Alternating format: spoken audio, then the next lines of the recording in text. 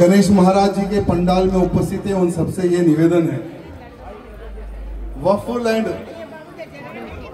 वक्फ board के माध्यम से वक्फ के नाम पर बहुत सारी जमीनें मंदिरों की हो या बहुत सारी जमीनें जनता की हो, वक्फ के नाम पर कब्जा की गई। आज 9 लाख एकड़ लैंड पूरे भारत में वक्फ बोर्ड के कब्जे में है। तो केंद्र सरकार ने एक बहुत अच्छा निर्णय लिया कि वक्फ बोर्ड में संशोधन लाने के लिए जनता की राय पूछी है।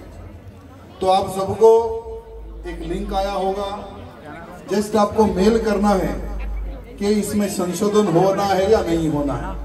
और हम लोग जितने भी जो गणेश पंडाल है, हर पंडाल में घूम रहे हैं, सबको रिक्वेस्ट कर रहे हैं कि किसी भी हाल में आप लोगों को भी अपनी राय मेल के माध्यम से केंद्र को भेज सकते हैं। तो मैं चाहता हूं कि जितने भी यहाँ पर उपस्थित है, आप सबसे निवेदन है कि QR कोड भी वहां पर लगा हुआ है, जस्ट आपके फोन पे अगर स्कैन करेंगे तो ऑटोमेटिक पूरा मैटर आपको मेल ID आ जाएगा, उसमें मैटर आप लिखकर आप डायरेक्टली मेल कर सकते हैं।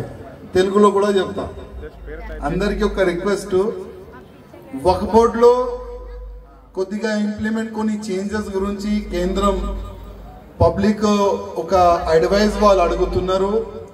QR కోడ్ కూడా ప్రతి ఒక్క మండపంలో కూడా చాలా వరకు పెడుతున్నారు। మీ అభిప్రాయం కూడా మీరు స్కాన్ చేసి మీరు మెయిల్ చేయొచ్చు కేంద్రంకి, మీ మనసులో ఉన్న ఆ విషయం కూడా మీరు కేంద్రంకి చెప్పొచ్చు। ఎందుకంటే మొత్తం భారతదేశంలో చాలా వరకు 9 లక్షల ఎకరాల ల్యాండ్ ఈ వక్ఫ్ బోర్డులు కబ్జా చేసుకున్నారు। ఆ ల్యాండ్ మన భారతదేశంకి మంచిగా ఏదో ఒక పని మంచి గురించి ఉపయోగం రావాలంటే అందరు మీ అభిప్రాయం కూడా మీరు మెయిల్ పెట్టాలని కేంద్రం ఒక మంచి ఉద్దేశంతోని మీ అందరితోని సదిశం అడుగుతున్నారు।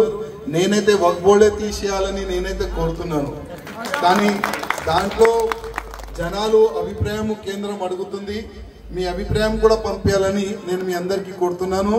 ఇంకా మా రవి భాయ్కి హృదయపూర్వక ధన్యవాదాలు, వీరు నాకు ఇక్కడ చెప్పడానికి అవకాశం ఇచ్చారు। చాలా ధన్యవాదాలు।